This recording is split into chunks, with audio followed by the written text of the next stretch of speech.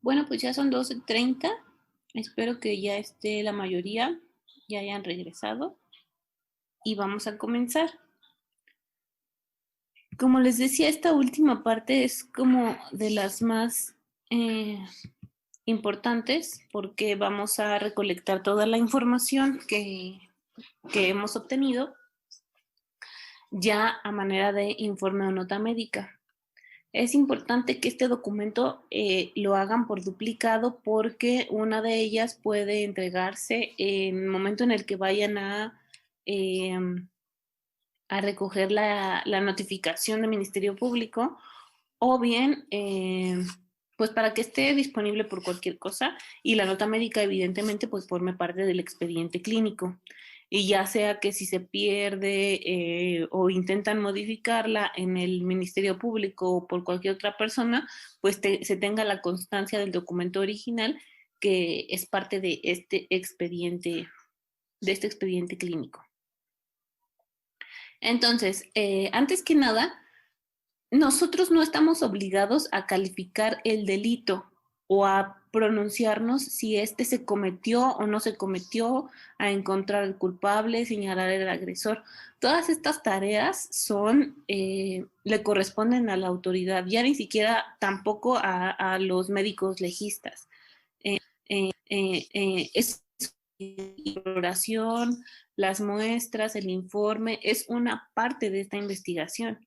Otra parte es la labor de investigación que tienen que realizar las autoridades, ya sea en el lugar, con los testigos, recabando información para dar con el agresor y pues de los exámenes también que se le pueden practicar a esta persona que es el agresor, que va a ser en su momento también una valoración médica y pruebas genéticas, pruebas toxicológicas, etcétera, precisamente para confrontar todas las muestras que nosotros tomamos de la paciente y verificar si se trata de la misma persona.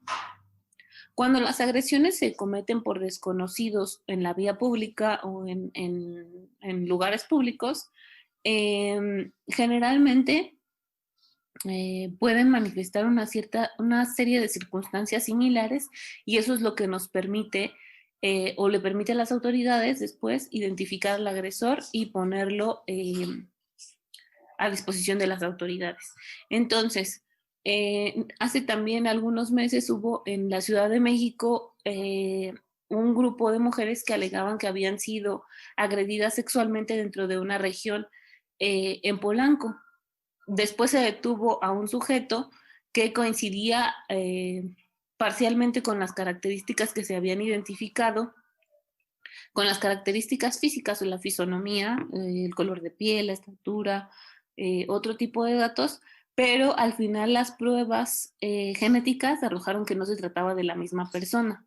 Por eso es importante el tener todas estas muestras que nos puedan orientar para estos casos, porque si no hubieran existido pruebas genéticas que descartaran que este sujeto cometió todas las agresiones, pues se le hubiera inculpado de todas las víctimas, porque esas también, al ser en un lugar desconocido, el sujeto siempre abordarlas por la espalda, someterlas y no darles mucho tiempo a que pudieran identificar o a que pudieran recordar ciertos datos, pues era muy difícil de identificar, sobre todo porque en algunas ya habían pasado hasta meses o semanas. Entonces, si no hubieran existido las pruebas genéticas, pues se le hubieran achacado a él todas las agresiones cuando pues no fue así. Él sí cometió alguna o algunas, pero todavía tienen la obligación las autoridades de buscar al responsable del resto de las agresiones. Entonces, la conclusión o el diagnóstico que nosotros vamos a establecer en el informe o en la nota médica no debe ser si la paciente fue víctima o no de violación, sino simplemente si existen datos de que ha habido una penetración vaginal o anal reciente. En el caso de la penetración oral, pues es sumamente difícil pronunciarnos a que la hubo o no la hubo, porque es mucho más difícil causar una lesión o que la lesión sea muy evidente en cavidad oral porque requiere requiere que las lesiones pues sean muy importantes. Entonces el aflojar, fracturar un diente, el generar algún tipo de laceración en la boca pues es sumamente difícil. Por lo tanto, nuestros diagnósticos o nuestra conclusión médica únicamente se va a limitar a establecer que existen datos clínicos que nos hablan de una penetración reciente o una penetración no reciente. Por ejemplo, en el caso de las pacientes que ya tuvieron inicio de vida sexual activa y que refieren una agresión que se da 3 días antes o 4 días antes de acudir al servicio médico, pues a lo mejor encontramos datos como desgarros, eritema, edema, pero son muy leves, entonces ya no estaríamos pronunciándonos acerca de que la agresión pues acaba de ocurrir. Y esto tampoco va a descartar que ocurrió en algún momento. El formato que les mandé es un formato muy clínico, pero hay ciertos datos en los que podemos profundizar y también va a depender mucho de la cooperación del paciente y de lo que la paciente esté dispuesta a referirnos. Este esquema que les pongo en la diapositiva lo pueden encontrar en un manual para investigación de delitos sexuales que es del Instituto de Medicina Legal de Colombia, que también se los voy a adjuntar entre los materiales que les voy a enviar al finalizar la sesión de hoy. Y pues es un formato meramente forense en el cual el checklist pues es más específico o va más encaminado a, a verificar si existieron o no una serie de condiciones.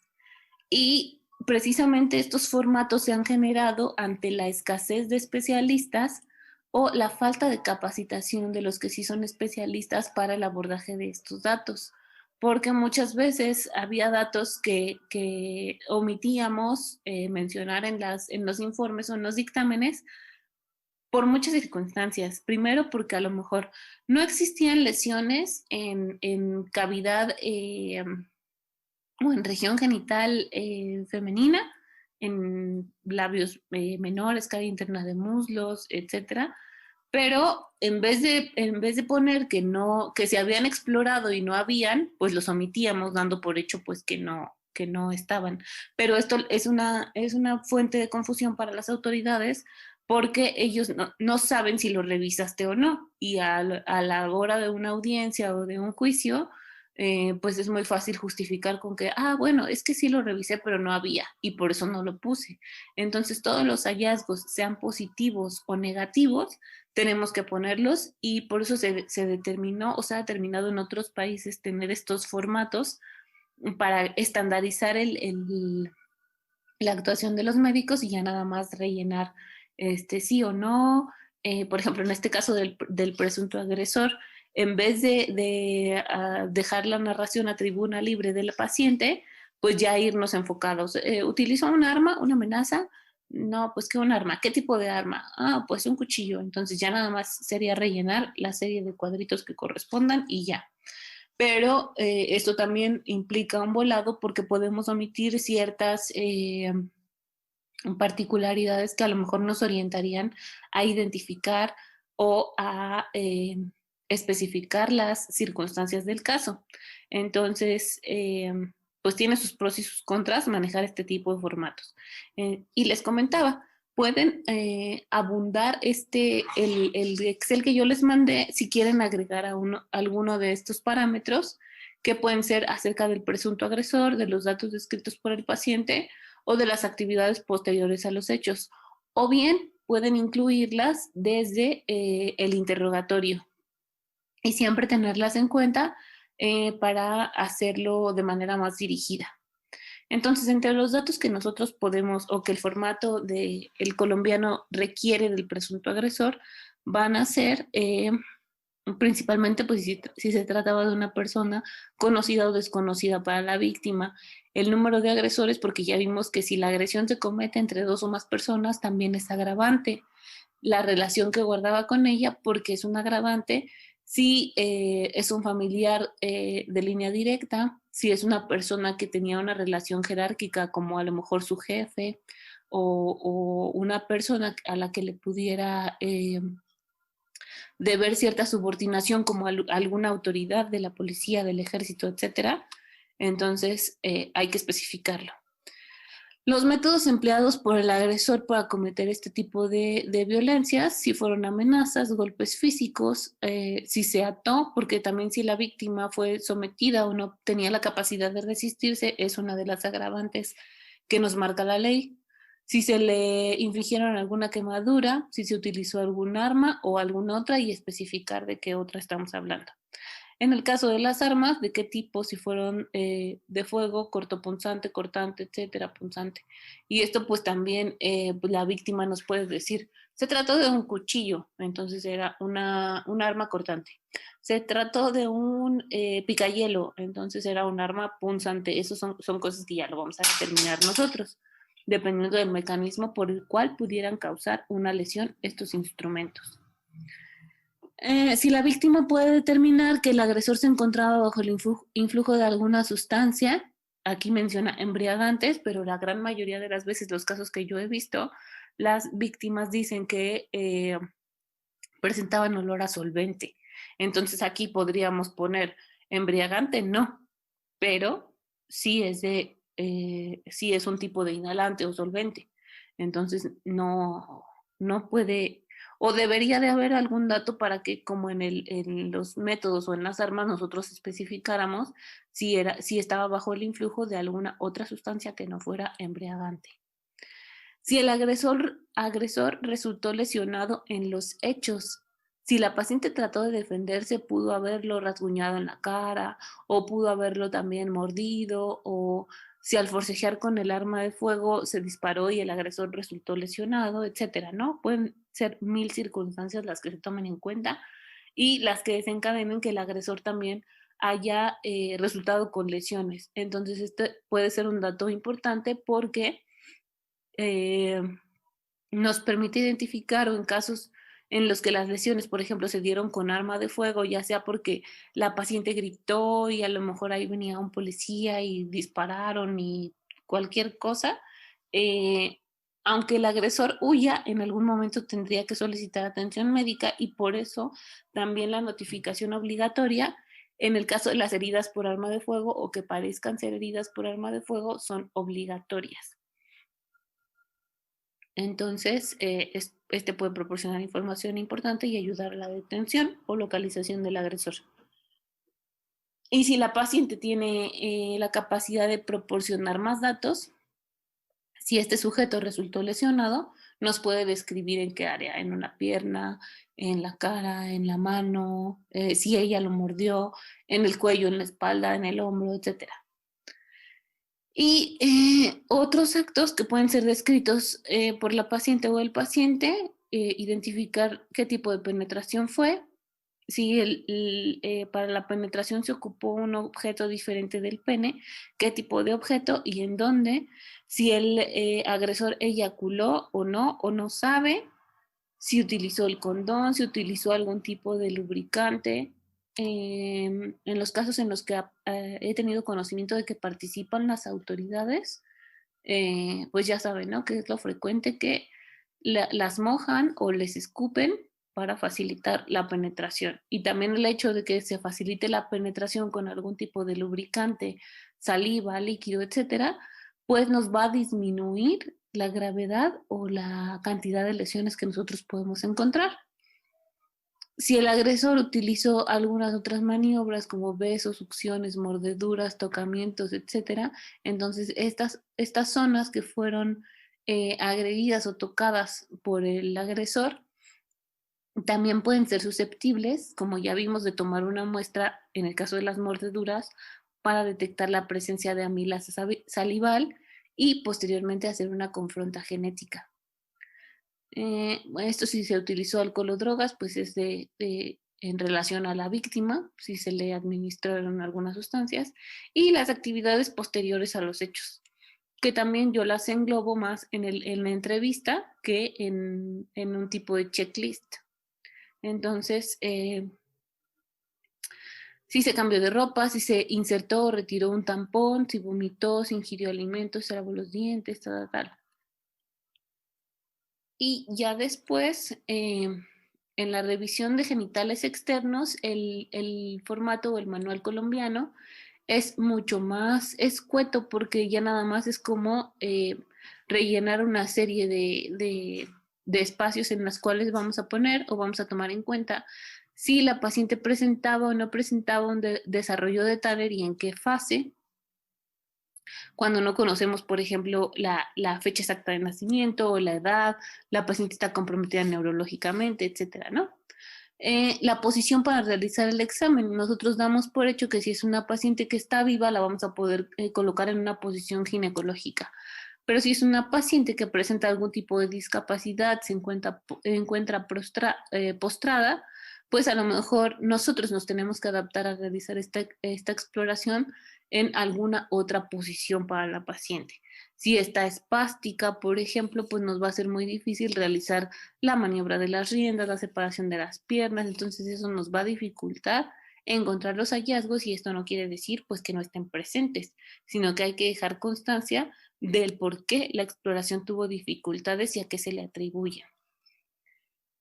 Y nos va desglosando igual de lo superficial a lo más profundo, ¿no? La región púbica, labios mayores, menores, horquilla, clítoris, meato, vagina, periné y región inguinal.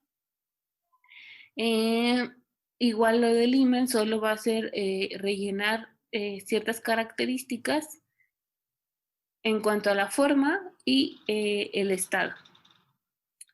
Como ya vimos, establecer la diferencia si es una escotadura, un desgarro reciente, un desgarro antiguo, si el himen presenta cierta elasticidad, si no hay elasticidad, o si ya se trata únicamente de carúnculas multiformes, entonces ya no sería pues esperado encontrar muchos desgarros. Y bueno, la toma de muestras, sí, no y describa. En el formato en el que yo les mandé, englobamos toda la toma de muestras, pero hasta el final del documento. Que a final de cuentas ustedes lo pueden utilizar si les acomoda, por ejemplo, este formato del manual colombiano, pues lo pueden utilizar así como tal, sobre todo cuando sean sus primeros casos o las primeras exploraciones, y ya después pueden utilizar el formato abierto en el que la descripción va a depender más de lo que quieran aportar ustedes de manera personal. Para genitales externos masculinos, igual consideran primero el describir el grado de desarrollo en la escala de Tanner, las características de la bolsa escrotal, pene, prepucio, frenillo, el surco, si se encuentra, por ejemplo, circuncidado, el glande, si hay presencia de lesiones, el meato urinario, si hay salida de secreción, etcétera. Si el paciente presenta signos de una enfermedad venérea, de qué tipo o las características de las lesiones que presente. Y por último, ya sea hombre o mujer, el examen anal y perianal igual. Si el paciente pudo cooperar, se pudo colocar en una posición genopectoral o si por alguna circunstancia tuvo que ser examinado en otro tipo de posición. Aquí vamos a determinar la forma del esfínter, el tono y la descripción de cualquier tipo de alteración. Si presenta o no presenta datos de enfermedad de transmisión sexual. Y en el documento también debemos dejar constancia qué tipo de tratamiento nosotros le podemos ofrecer o le ofrecimos a estos pacientes. Si ya le proporcionamos anticoncepción de emergencia, si es que la agresión tuvo lugar dentro de las 120 horas anteriores a nuestra intervención. Y si esto pues ya supera el tiempo de las 120 horas, tendríamos que realizarle una prueba de embarazo e iniciar consejería para la interrupción legal del embarazo. Referencia para realizar profilaxis contra VIH. Aquí en la Ciudad de México, los hospitales de la Secretaría de Salud de la ciudad no todos proporcionan o no en todos se cuenta con inicios de esta profilaxis, pero hay una clínica especializada que es la Clínica Condesa, y entonces las pacientes que son detectadas por este tipo de violencia o por cualquier situación en la que se hayan visto en riesgo son referidas a esta clínica que es especializada para el manejo de VIH y SIDA, y ahí les proporcionan su tratamiento. Por eso es importante que nosotros dentro de nuestro directorio contemos con las agencias, los hospitales de referencia, los refugios, etcétera. Y las distintas dependencias, por ejemplo, las agencias, las fiscalías especializadas, el DIF estatal o el DIF federal. Seguimiento y datos de alarma para iniciar profilaxis contra enfermedades de transmisión sexual o infecciones de vías urinarias. Y siempre hay que recordar que pues somos seres humanos y podemos tener distintas ideologías o distintas posiciones acerca de ciertas circunstancias como la interrupción legal del embarazo, pero eso no quiere decir y de ninguna manera debe traducirse en negar el servicio. Nosotros podemos ser objetores de conciencia, es decir, no estamos de acuerdo con la realización del aborto o con la interrupción del embarazo, etcétera, pero no por eso vamos a negarle el servicio. Si nosotros no lo podemos hacer, no estamos en condiciones de hacerlo o no lo queremos hacer, tenemos la obligación de referir a estas pacientes a un lugar en donde sí se le pueda proporcionar el servicio. El año pasado hubo un caso muy paradigmático en Argentina en donde un médico precisamente era objetor de conciencia y entonces le dijo a la paciente que había sido víctima de una agresión, de una agresión sexual que pues no se le podía realizar la interrupción legal del embarazo y que no había manera de facilitarle este tipo de tratamiento, y obligó, que aparte la paciente era menor de edad, y después obviamente fue sentenciado no por la objeción de conciencia, sino porque su conducta limitó que la paciente tuviera oportunidad de acceder a este tipo de tratamiento. Entonces, esa es una responsabilidad legal y tenemos que estar conscientes de esto. Si nosotros no podemos hacerlo por alguna circunstancia, entonces debemos de referir a la paciente en donde sí estén en la disposición de proporcionarle el servicio. Y debemos de referirla dentro del tiempo, dentro del tiempo que esté disponible o dentro de las semanas que se ha permitido la interrupción. Por ejemplo, las 12 semanas que es aquí en la Ciudad de México y en los estados en los que sí está permitida la interrupción. Entonces, si ya vemos que la paciente acudió después de 4 o 6 semanas y que el trámite le va a llevar al menos otra semana, pues enviarla en calidad de urgencia o establecer contacto con la clínica que la va a recibir para que la atención pues, pueda ser lo más pronto posible y evitar que se salga del rango permitido. Porque incluso no necesita del inicio de la averiguación previa o de la existencia de una carpeta de investigación para que se le pueda proporcionar, y esto también ha sido un conflicto muy recurrente, que en las clínicas en las que se les puede realizar interrupción del embarazo, les exigen como requisito que lleven sus documentos de Ministerio Público para garantizar que han sido violadas. Entonces, en el caso de la Ciudad de México, la interrupción legal del embarazo puede ser por cualquier motivo, siempre y cuando sea dentro del rango de las 12 semanas, pero en la situación que se da en los estados o en otras clínicas, pues puede ser diferente, sobre todo cuando existe también la saturación del servicio. Entonces hay que priorizar estos casos y referirlos lo más pronto posible. Y en cuanto a la presentación, eso sería todo. Ahorita nos vamos al formato para revisar aquí todos los datos que pusimos y personalizarlos, ¿no? Que a manera de resumen o de conclusiones, pues va a ser lo más importante, y por eso tenemos que estar conscientes que no podemos omitir ninguno de estos aspectos. Entonces, primero que nada, pues va a ser identificar el lugar en donde se está realizando la exploración, identificar la persona que es la responsable de este abordaje o al equipo que es responsable de este abordaje.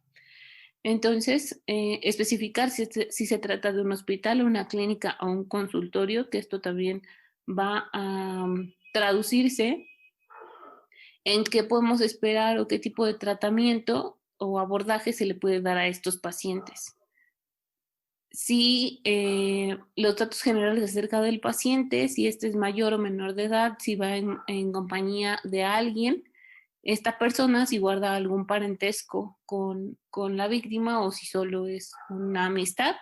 Y hay que estar muy atentos porque, como decíamos en la primera sesión, sabemos que en el caso de los niños, en el caso de las personas con discapacidad y en la mayoría de los casos cuando la agresión se da en las mujeres, se da en un contexto de violencia familiar y muchas veces el acompañante, el esposo, puede ser el mismo agresor. Entonces, ante la duda, recordemos que nuestra obligación principal es con el paciente, a quien le debemos la información, la seguridad, la autonomía y el poder de decisión es precisamente al paciente. Entonces, si nosotros detectamos cualquier conducta extraña o sospechosa, típico que no la dejan hablar, no la dejan contestar, contestan por ella, etcétera, pues verlo ahí como un foco rojo, identificarlo y pedir de manera oportuna que servicios como trabajo social intervengan y sea únicamente la paciente la que pueda estar en condiciones de autorizar o no autorizar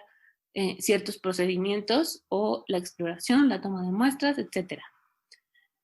Y en el caso de que nosotros estemos laborando en un consultorio y detectemos estos casos en pacientes pediátricos o pacientes que tengan ciertos factores de riesgo en los que a lo mejor, como en este caso, no podamos solicitar la intervención de trabajo social, pues brindar una consulta, solucionar el problema por el que haya acudido el paciente, pero solicitarle sus datos como dirección, algún teléfono de contacto y para de esta manera, una vez que nosotros demos aviso a las autoridades o al DIF de que hay una situación ahí sospechosa de violencia, violencia sexual, violencia familiar, maltrato, las autoridades puedan dirigirse a su domicilio y encontrar a la persona y ya ellos continuar con la valoración o la investigación acerca de si esta situación sucede o no sucede. Entonces, si el paciente puede irse, si la atención se da de manera ambulatoria en un consultorio, siempre va a ser importante recabar sus datos como dirección y teléfono de contacto. La fecha y hora en la que se proporciona la atención y los datos relevantes de la historia clínica. También en esta historia clínica, como en pues, todas las que hacemos de manera rutinaria, tenemos que especificar el tipo de interrogatorio, o sea, quién nos está proporcionando la información. Si es el propio paciente, si no es el paciente por su edad o por alguna condición de discapacidad, quién la proporciona y cuál es la relación con el paciente. El estado civil, la ocupación y la escolaridad, que pueden ser datos muy generales, pero que también van a tener fines estadísticos, sobre todo para los formatos de notificación epidemiológica, ver qué población es la más afectada, en qué rango de edad y pues a lo que se dedican, que generalmente aquí en el Distrito Federal entre el 2010 y el 2015 se detectó que la mayor cantidad de población que tiene o que ha sido víctima de violencia sexual se dedicaban al hogar. ¿Y esto en qué se traduce a su vez? En que pues eran pacientes en las que la violencia se da en este contexto, en un contexto de violencia familiar y del que pues es muy difícil solicitar el apoyo porque la red que tienes con tu familia, tus parientes, las personas que viven contigo, pues son los que te están agrediendo o ahí se encuentra la persona que te está agrediendo. En cuanto a los antecedentes familiares, pues únicamente para ver datos de enfermedades crónicas o predisposición a este tipo de enfermedades. Entre los antecedentes no patológicos,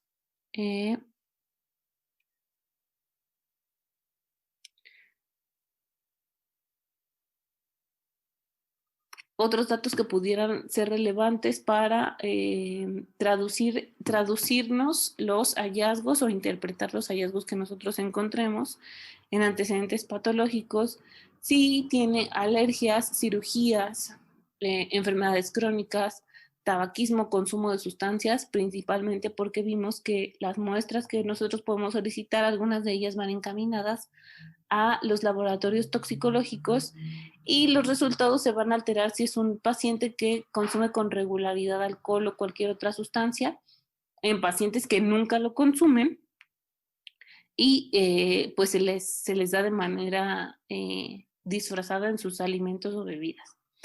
Entonces, cuando nosotros detectamos que sí hay un consumo de alcohol o sí hay un consumo de sustancias, entonces tenemos que irnos a establecer un patrón de consumo. Por cada una de las sustancias que nos haya referido que sí consume, por ejemplo, un paciente puede consumir marihuana y cocaína. Entonces el patrón de consumo se hace uno de la marihuana y otro patrón de consumo de la cocaína. ¿Cuándo empezó? Si ya lo dejó o si lo continúa en la actualidad, en qué cantidad de la sustancia y con qué frecuencia. Diario, una vez a la semana, una vez al mes, etcétera. Y la fecha de último consumo de cada sustancia que estemos mencionando. ¿Esto para qué? También para orientar si los niveles que se encuentran en los resultados de toxicología son muy elevados o muy bajos, poder deducir si se trata de su consumo rutinario o de alguna intoxicación de la que haya sido víctima por parte del agresor. Entonces, no es para satanizar, no es para revictimizar a mujeres u hombres por el consumo de sustancias, es para interpretar los resultados de las muestras que nosotros tomamos. Y eso hay que dejárselo muy en claro al paciente cuando le estamos solicitando el consentimiento para este tipo de atención y también pues de relevancia en la nota o en la discusión de la nota para que ante cualquier conflicto o ante cualquier intervención por alguna organización de la sociedad civil, por alguna misma circunstancia legal, no puedan decir que este interrogatorio, que estos datos tienen como finalidad de revictimizar a la paciente. Aquí en el motivo de consulta es donde ya se van a abordar, bueno, todos estos datos son como datos generales y aquí empieza la parte subjetiva. Cuando el paciente nos narra o el familiar del paciente, algún testigo nos narra qué fue lo que sucedió. Hay también muchas circunstancias que se dan sobre todo en pacientes pediátricos donde las mamás o los cuidadores detectan que han sufrido el abuso o la agresión sexual de no de una sola ocasión, sino ya de una larga evolución o varias veces. Entonces detectan que estaba con el primo, con el tío, con el abuelo, etcétera, e identifican la situación de violencia, pero se le puede interrogar a la mamá, por ejemplo, si es el caso, desde hace cuánto que lo cuidan otra persona, en qué horario ella no puede estar al cuidado del menor, y eso también, también la mamá pudiera, si no se informara de manera adecuada, pudiera encontrarlo revictimizante. No es que le estemos echando la culpa que porque la mamá no está o que la mamá tiene responsabilidad por salir a trabajar de que el menor haya sido víctima de este tipo de agresiones, sino para identificar desde qué momento ha sido vulnerable o desde qué momento pudo haber sido susceptible de iniciar este tipo de agresiones por parte de la persona conocida o desconocida que haya sido identificada. Y aquí podemos agregar lo que vimos en la presentación en cuanto a los datos del agresor, que es toda el checklist que ya veíamos de rellenar cuadritos sobre si es conocido o desconocido, si utilizó algún método para intimidar a la víctima, si fueron únicamente amenazas, violencia psicológica. Es muy frecuente que los familiares aleguen que pues al niño nadie le va a creer, no le van a hacer caso, o le pueden hacer daño a su mamá, a sus hermanos, a otros miembros de la misma familia. Y por eso no necesitan ejercer algún otro tipo de violencia física para consumar la agresión sexual. Entonces, todos los datos del agresor y la información que se pueda recabar la podemos meter aquí. Y después nos vamos a los datos objetivos. Antes de terminar con esta parte, si quedara alguna inconsistencia, pues nosotros podemos recurrir al interrogatorio y especificar, ya sea para más detalle o para establecer una cronología más adecuada, con ciertas preguntas hacia la paciente o hacia su familiar. Y después, ahora sí, ya nos vamos a los datos objetivos. Primero, pues los síntomas que nos pueda referir el paciente, si está en condiciones de hacerlo. Si no está en condiciones de referirnos, la inspección, la evaluación del estado general de este paciente y la exploración física por regiones. Y al desglosarlo de este modo, pues va a ser muy difícil que podamos omitir algo e incluso, como les decía antes, cuando no hay lesiones, especificar que no las hay, que se buscaron y que no las hay. Por ejemplo, en cabeza, ninguna alteración detectada, ninguna presencia de lesión, etcétera. Porque si lo omitimos, entonces las autoridades no van a saber si sí la revisamos o no la revisamos, o pudieran alegar eso. Y en la exploración de tórax anterior especificamos el estado, la inspección de las mamas, la presencia, si hay presencia de lesiones, las ubicamos por cuadrantes, como en cualquier exploración, cuando se detectan alteraciones mamarias en la exploración ginecológica. En brazos, nos vamos a brazos en sus 3/3, antebrazos en sus 3/3. Los hallazgos que nosotros podemos encontrar en muñecas nos van a hablar si la paciente ha sido sometida o sometido. En manos, si hay presencia de lesiones, el estado de las uñas, etc. Continuamos con las regiones en abdomen, región lumbar, pelvis, glúteos, muslos. En la pelvis, obviamente, pues nos vamos a región genital, a las características del vello y ya lo que nosotros, dependiendo del paciente, podamos valorar, ya sea genitales femeninos, genitales masculinos, el estadio de Tanner y alguna lesión o dato de enfermedad de transmisión sexual. Los glúteos, el ano, el estado del esfínter, muslos, piernas, tobillos y pies, con esta división, que es la misma de las extremidades superiores. Les digo que va a ser muy difícil que nosotros omitamos algo o se nos vaya algo, o que las autoridades, al recibir la copia de esta nota, de este informe, puedan alegar que no fue explorada de manera completa. Y ya al final, nosotros vamos a poner si se recolectó evidencia física, sí o no, y vamos a anexar nuestra lista de cotejo que ya vimos. Si tomamos 3 muestras, ropa, interior, hisopado vaginal y muestras de sangre, por ejemplo. Entonces, debemos entregar las 3 muestras, bien embaladas, bien etiquetadas y selladas, y en la lista especificar nuevamente las 3 muestras. Eso pues es lo más fácil. Pero cuando tenemos 7 muestras, 10 muestras, pues es un poco más difícil y todas deben de guardar las mismas características, que su embalaje sea correcto, el etiquetado coincida con la lista de cotejo, los números de identificación entre sí correspondan y las descripciones. Otra cosa que podemos anexar van a ser los diagramas corporales para identificar o ilustrarle a las autoridades de una manera más fácil en dónde se encuentran las lesiones que encontramos en toda la superficie corporal, sobre todo en regiones particulares como en la región genital y a manera de esquemática, pues dejarnos llevar por la carátula del reloj.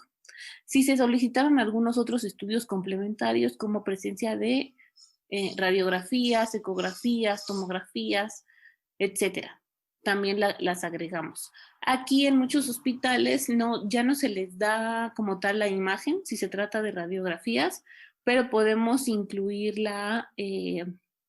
la descripción o la interpretación de ese estudio, mencionarlo y referir que se encuentra resguardado en el sistema de la unidad.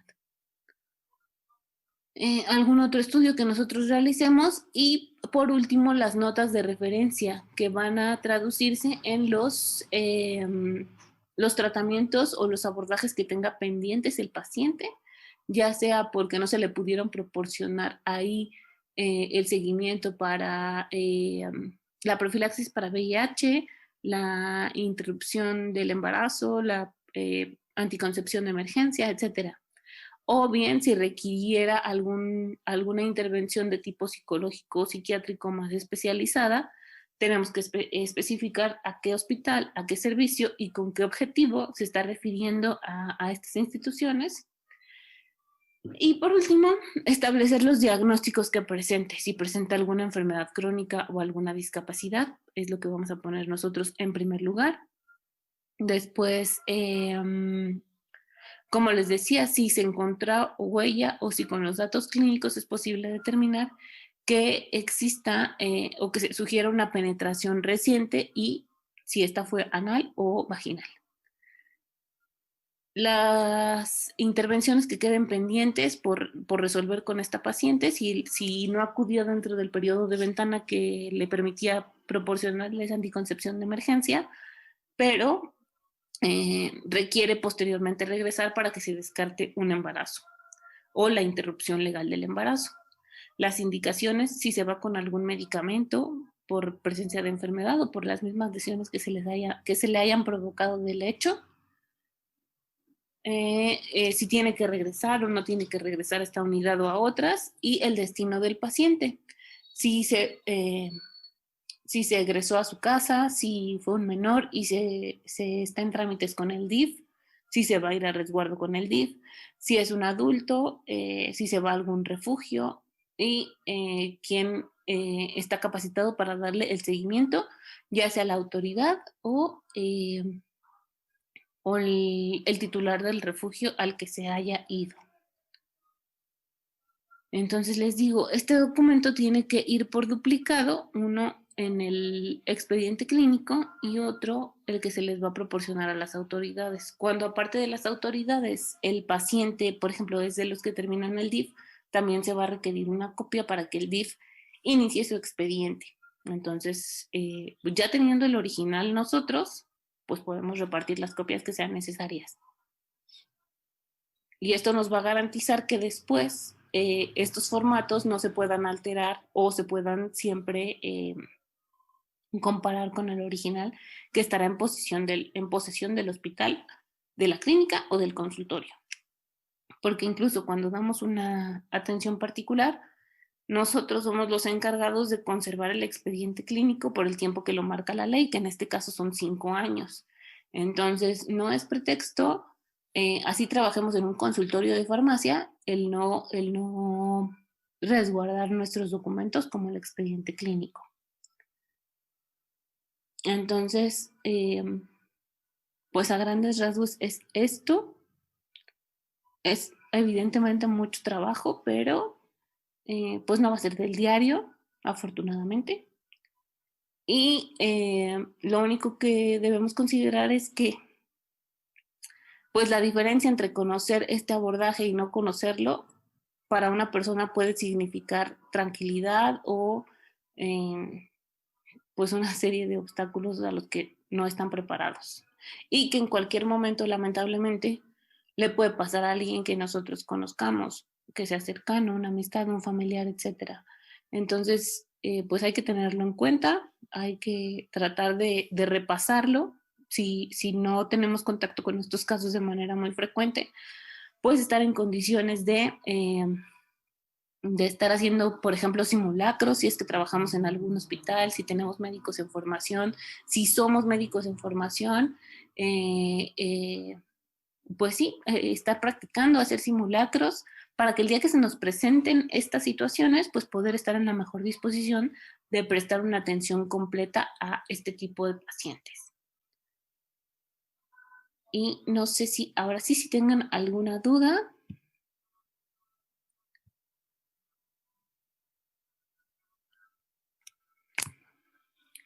¿Algún comentario o algo que quisieran aportar?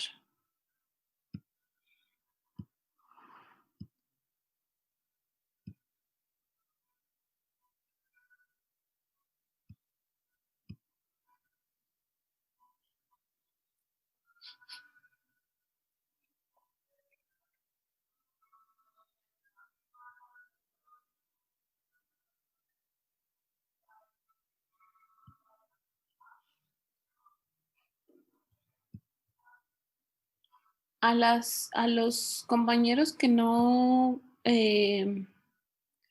está permitido tomar fotos de las lesiones en niños. Como parte de la exploración médico-legal, si nosotros tenemos el recurso desde un inicio, podemos consultarlo en el consentimiento informado. Cuando se sospeche que la agresión proviene de los mismos familiares, entonces sí nosotros podemos tomarlas y adjuntarlas con el expediente, pero se debe de considerar desde el consentimiento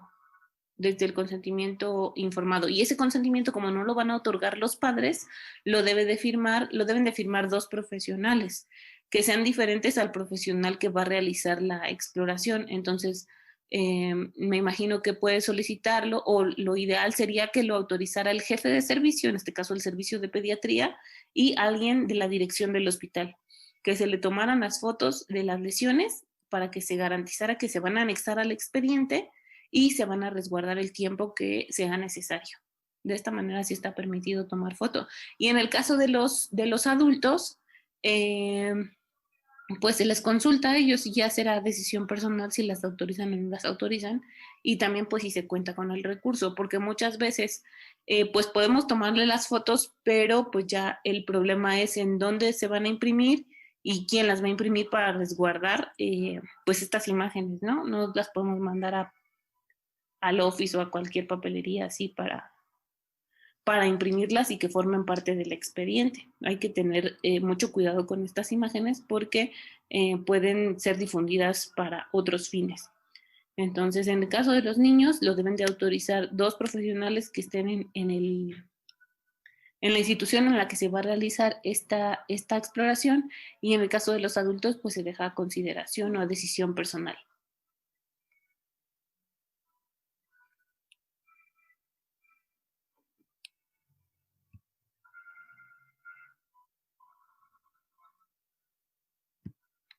Ok, pues en el caso de los compañeros que no pudieron conectarse o que tuvieron problemas, les voy a tener disponible el video para finales de la próxima semana.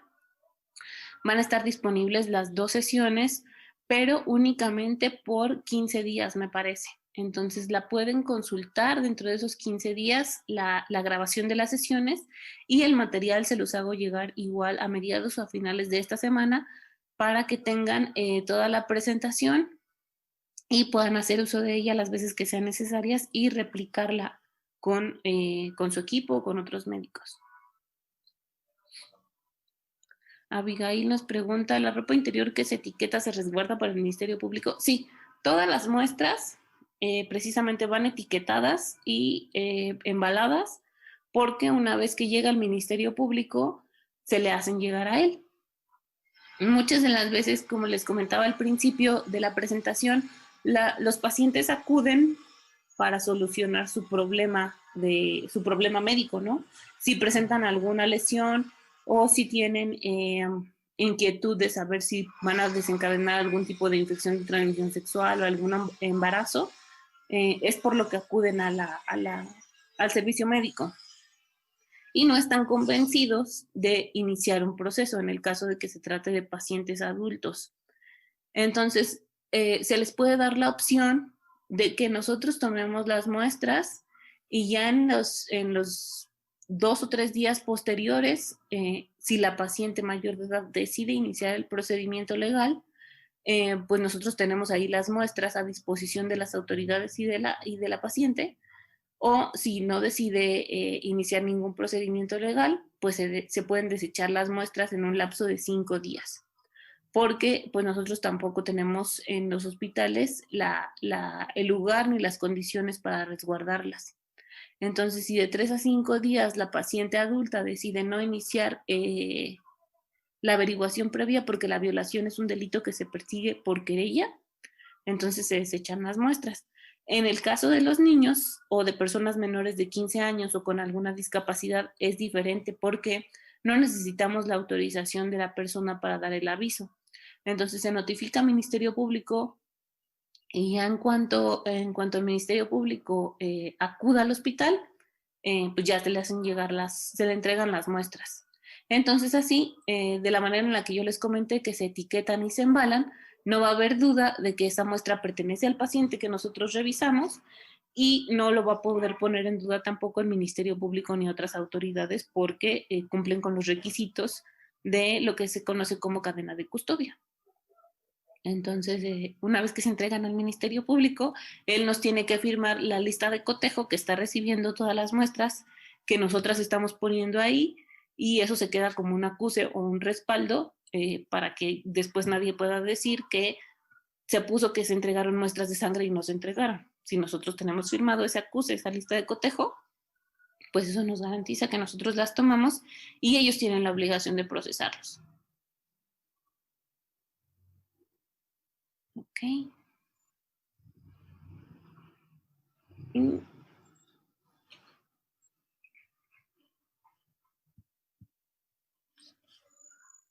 Y bueno, entonces las grabaciones van a estar disponibles 15 días. Les mando el enlace a todos, hayan podido conectarse o no se hayan podido conectar, para que la repasen. Y todo el documento y los materiales, pues se los hago llegar a su correo electrónico también. Entonces, pues muchas gracias por asistir al taller. Espero que les haya sido de mucha utilidad. Cualquier cosa, cualquier comentario, igual me lo envían al correo electrónico. Y pues nada, se la pasan muy bonito. Y espero que si alguna vez les toca alguno de estos casos, pues sean cada vez menos y tengamos mejores herramientas para ayudarles a los pacientes. Ok. Muchas gracias a todos. Nos vemos.